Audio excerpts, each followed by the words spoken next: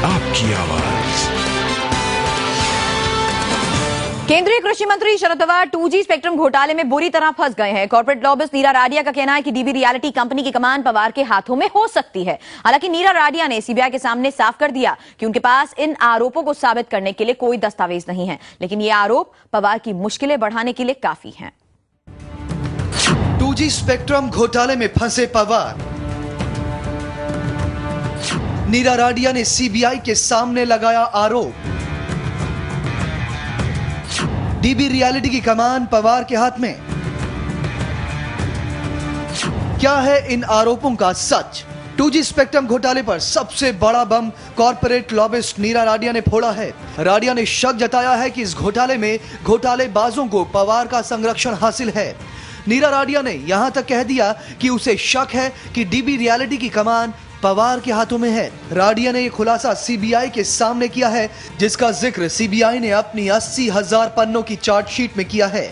जब एक पत्रकार ने मुझसे पूछा कि मुझे कैसे पता है कि पवार स्वान टेलीकॉम को लाइसेंस दिलाने के लिए राजा के साथ लॉबिंग कर रहे हैं, तो मैंने ये जवाब दिया था कि मुंबई और दूसरी जगहों पर यह आम धारणा है कि डीबी रियलिटी पर प्रत्यक्ष या अप्रत्यक्ष रूप से शरद पवार और उनके परिवार के सदस्यों की कमान है। हालांकि नीरा राडिया ने साफ कर दिया कि अपने आरोपों को साबित करने के लिए उसके पास कोई सबूत नहीं है, लेकिन उसने इस मामले में पवार को और उलझा दिया है। राडिया ने सीबीआई को यह भी बताया, शाहिद बलवा और विनोद गोयंका डीबी रियलिटी के प्रमुख कर्ता धर्ता हैं, और इसी पृष्ठभूमि में मैंने शरद पवार का नाम लिया था कि उन्होंने स्वान के पक्ष में फैसला लेने के लिए तब के दूरसंचार मंत्री ए राजा के साथ लॉबिंग की होगी। ये पहला मौका नहीं है जब पवार पर 2G स्पेक्ट्रम घोटाले के आरोपियों के साथ सांठ-गांठ का आरोप है। इससे पहले महाराष्ट्र विधानसभा में विपक्ष के नेता एकनाथ खड़से ने आरोप लगाया था कि शरद पवार शाहिद बलवा की कंपनी इओन एविएशन के विमान से दुबई गए थे। हालांकि तब पवार की पार्टी एनसीपी ने सफाई दी थी कि इसके लिए पेमेंट किया गया था, लेकिन पवार के बलवा के बिजनेस पार्टनर विनोद गोयंका से करीबी संबंध रहे हैं। खुद गोयंका इस बात को कबूल कर चुके हैं कि उनके पवार के परिवार के साथ संबंध है। गोयंका का डायनामिक्स ग्रुप बारामती में सक्रिय है और बारामती पवार का गढ़ रहा है। पवार के लिए विवाद और घोटालों में नाम आना कोई नई बात नहीं है, लेकिन राडिया के खुलासे के बाद पवार की मुश्किलें काफी बढ़ गई हैं। अब ये पवार पर है कि वो इस विवाद से उबरने के लिए क्या सफाई देते हैं।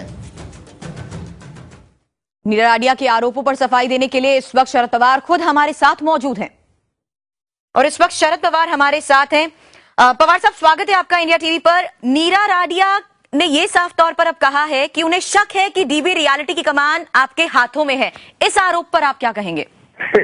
उन्हें शक है, उनका परसेप्शन में ऐसा करना है। सच्ची बात यह है कि डीबी रियलिटी में मेरा एक नया पैसे का कोई फाइनेंशियल इंटरेस्ट नहीं है। ये बात सच है। इन परिवार को मैं जानता हूँ, क्योंकि डीबी रियलिटी के एक प्रवक्ता इनके पिताजी और मेरे पिछले 30 सालों से संबंध है। उन्होंने मेरे गांव में एक बहुत अच्छी डेयरी लगाई है, और वहाँ डेयरी को दूध कैसा मिलेगा इसमें हम लोगों का सहयोग उनको हमेशा है। ऐसे रिलेशनशिप है, मगर डीबी रियलिटी या टेलीकॉम कंपनी इसमें हमारा कोई इंटरेस्ट नहीं है। लेकिन उनका यह भी कहना है कि स्वान टेलीकॉम को लाइसेंस दिलाने के लिए राजा से भी बात की आपने? हमने कभी बात नहीं की, क्योंकि मैं एग्रीकल्चर का काम देखता हूँ, टेलीकॉम का देखता नहीं। मैंने किसी की सिफारिश की ना, मुझे किसी ने कहा कि आप हमारे लिए राजा को सिफारिश करो। आपको क्या लगता है आखिर किन आधार पर नीरा राडिया ये बातें कह रही हैं? फिर उन्होंने खुद कहा कि मेरे पास कोई आधार नहीं है, तो क्या कहना। ये बात ठीक है, उन्होंने ये भी कहा कि इन चीजों को साबित करने के लिए उनके पास कोई सबूत भी नहीं है, लेकिन कहीं ना कहीं आपको लगता है स्टेटमेंट करना इससे क्या फायदा है?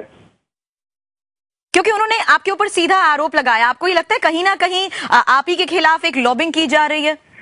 अरे सिंपल बात है, मैंने कहा कि इस परिवार को मैं कई सालों से जानता हूँ। लेकिन उन्होंने तो ये भी कहा कि उनके परिवार के सदस्यों की कमान, मतलब पूरे तौर पर आपके हाथ में इसकी कमान हो सकती है। मैंने कहा ना आपको कि भाई हमारा एक नए पैसे की इन्वेस्टमेंट नहीं है, ना फाइनेंशियल संबंध नहीं है डीबी रियलिटी में।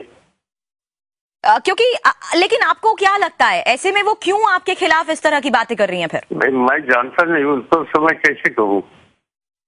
क्या हो सकता है इन आरोपों का सच आपके मुताबिक? भाई मुझे मालूम नहीं, मुझे उन्होंने क्या क्यों किया, किस आधार पर किया, वो खुद बोलते मेरे पास कोई प्रूफ है, ऐसा परसेप्शन है। सब उन्होंने ये कहा और कुछ भी हो सकता है। उन्होंने ये कहा कि मुंबई में ऐसी बातें हो सकती हैं। नहीं, उन्होंने कहा कि मुंबई में और मुंबई के बाहर परसेप्शन है जी, जो मैंने पढ़ा, मुझे मालूम नहीं। क्योंकि उन्होंने ये बातें, मतलब कोई पहली बार इस तरह से आपके ऊपर आरोप नहीं लगाए, लेकिन उन्होंने ये साफ तौर पर कहा कि उन्हें ऐसा लगता है कि ऐसा हो सकता है, जबकि वो इस चीज को प्रूव नहीं कर सकती। अभी लगता है, मैंने और किसी को कुछ लगता है इससे क्या फायदा है ऐसे कहने में? क्योंकि उन्होंने कहा मुंबई और दूसरी जगहों पर ये आम धारणा है।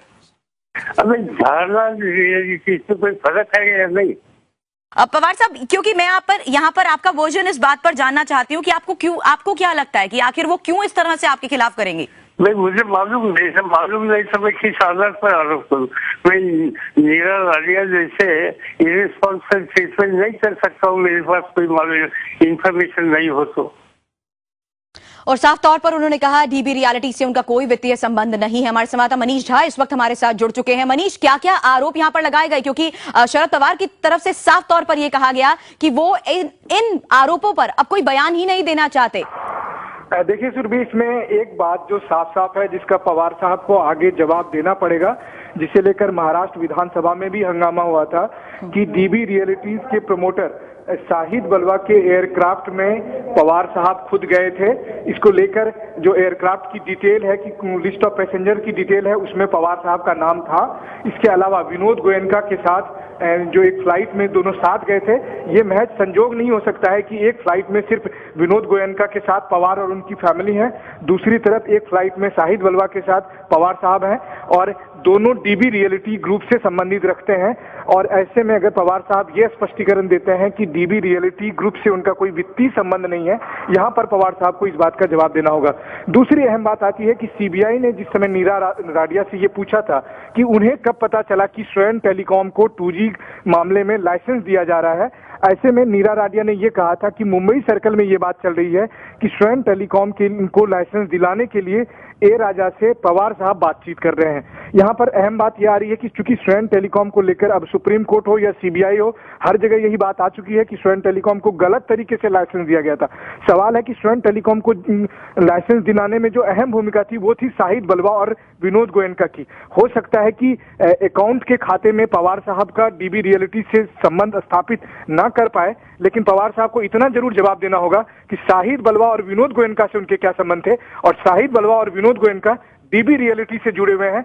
ये बात ऑन फैक्ट स्टैब्लिश हो चुकी है, चाहे वो मिनिस्ट्री ऑफ कंपनी अफेयर्स के कागजात में हो या फिर सीबीआई के खाते में हो, कि डीबी रियलिटीज के प्रमोटर शाहिद बलवा और विनोद गोयनका हैं, और शाहिद बलवा और विनोद गोयनका के साथ पवार साहब के संबंध थे। इसको लेकर एयरक्राफ्ट की डिटेल साफ। मनीष, इस बारे में आगे भी हम आपसे डिटेल लेंगे। हम सीधे रुक करते हैं मुंबई का। हमारे संवाददाता मृत्युंजय सिंह इस वक्त हमारे साथ हैं। मृत्युंजय, अभी तक फिलहाल जिस तरह के ये आरोप लगाए गए, इस बारे में आपको और क्या डिटेल मिल पाई शरद पवार की तरफ से? बिल्कुल, अगर जिस प्रकार से नीरा राडिया ने आरोप लगाया है, ये कहीं ना कहीं जो अगर एनसीपी के बड़े नेताओं की भी बात करें तो वो अपनी तरफ से सिर्फ एक परसेप्शन मान रहे हैं। उनका कहना है कि ये एक धारणा है, और यदि किसी के मन में ये धारणा बैठ गई है तो उसे दूर नहीं किया जा सकता। यदि कोई सबूत है तो जरूर पेश किया जाए, और यदि होता भी कोई सबूत तो जरूर सीबीआई के समक्ष रखा जाता है।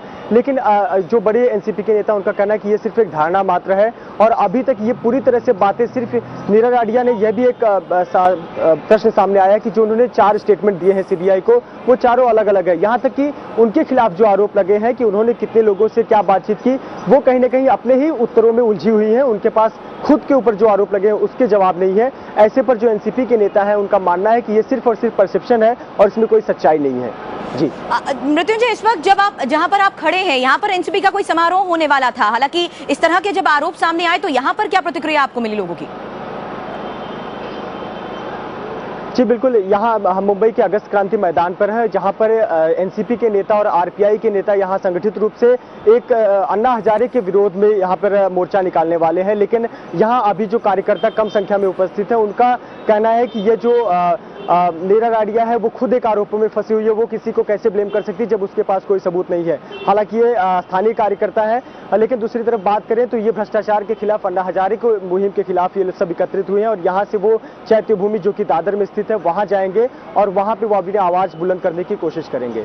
आपका बहुत बहुत शुक्रिया। आगे भी इस बार में आपसे अपडेट लेंगे, लेकिन इंडिया टीवी से बातचीत में शरद पवार ने साफ तौर पर कहा कि उन्होंने कभी भी लाइसेंस को लेकर कोई सिफारिश राजा से नहीं की, ना ही उन्होंने इस सिलसिले में उनसे कोई बात की। छोटे से ब्रेक के लिए रुकते हैं, लेकिन ब्रेक के बाद देखिए दिल्ली मेट्रो स्टाफ की बेइंतहा दरिंदगी।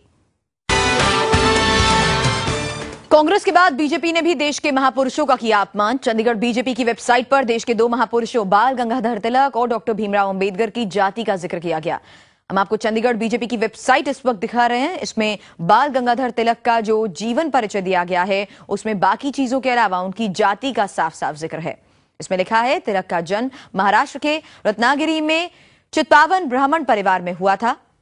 इस तरह की बातें संविधान के निर्माता BR अम्बेडकर के बारे में भी कही गई हैं। इसमें कहा गया, बाबा साहब अम्बेडकर को किस तरह अपनी पढ़ाई के दौरान जाति के आधार पर भेदभाव का सामना करना पड़ा। लेकिन बीजेपी यही नहीं रुकी, उन्होंने ये भी लिख दिया कि अम्बेडकर का जन्म किस जाति में हुआ था। वीरेश पांडे इस वक्त हमारे साथ जुड़ चुके हैं। वेबसाइट पर जिस तरह से अब जाति का जिक्र किया गया, इस पर खुद बीजेपी की तरफ से क्या कहा जा रहा है वीरेश? सुरभि, आपको बताऊं, बीजेपी के जो वरिष्ठ नेता हैं उनसे हमारी बात हुई है। वो अभी सत्ते में है कि अभी कांग्रेस का जो कांग्रेस संदेश जो माउथ पीस है उसमें भगत सिंह और राजगुरु के बारे में जो जाति सूचक शब्द का प्रयोग किया गया था, अब अचानक जो चंडीगढ़ बीजेपी की ऑफिशियल वेबसाइट है उस पर डॉक्टर अंबेडकर और तिलक के बारे में इस तरह की टिप्पणी आ गई है। तो कुछ भी बयान देने से अभी बच रहे हैं, क्योंकि अभी उन्होंने मुद्दा उठाया था, कांग्रेस सरकार की फजीहत की थी और लगातार ये कहा था कि माफी मांगे कांग्रेस। उन्होंने जो देश के जो आइकॉन है भगत सिंह और राजगुरु, उनकी जाति सूचक शब्दों का प्रयोग किया है। और आज मैं आपको बताऊं कि आज अंबेडकर जयंती और अंबेडकर के बारे में कहा गया है कि वो अछूत महार जाति के हैं और चित्पावन ब्राह्मण थे तिलक। तो जो एक सिलसिला चल गया है 2-3 दिन के अंतर्गत, जो 2 राष्ट्रीय पार्टियां हैं कांग्रेस और बीजेपी। कांग्रेस संदेश में जहां राजगुरु और भगत के बारे में इस तरह की बातें आती हैं, और आज बीजेपी की जो ऑफिशियल चंडीगढ़ की वेबसाइट है उस पे इस तरह की बातें आती हैं। तो ये राजनीतिक रूप से बहुत अच्छी बात नहीं है। आपका शुक्रिया वीरेश। लेकिन इस बीच बता दें, 2 दिन पहले कांग्रेस की पत्रिका कांग्रेस संदेश में शहीदों का अपमान करने पर विवाद हुआ था। कांग्रेस संदेश में शहीद भगत सिंह, राजगुरु और सुखदेव की जाति का जिक्र किया गया था। यही नहीं, पत्रिका में यहां तक कहा गया था कि सुखदेव अंग्रेज अफसर सैंडर्स की हत्या में शामिल थे। तब बीजेपी ने कांग्रेस पर हमला किया था। बीजेपी ने कहा था कि यह शहीदों का अपमान ही नहीं, अपराध है। इसके लिए कांग्रेस को शहीदों से माफी मांगनी चाहिए। लेकिन अब खुद बीजेपी ने वही अपराध किया। थोड़ा सा ब्रेक, लेकिन ब्रेक के बाद क्राइम की खबरों के लिए देखिए ACP अर्जुन।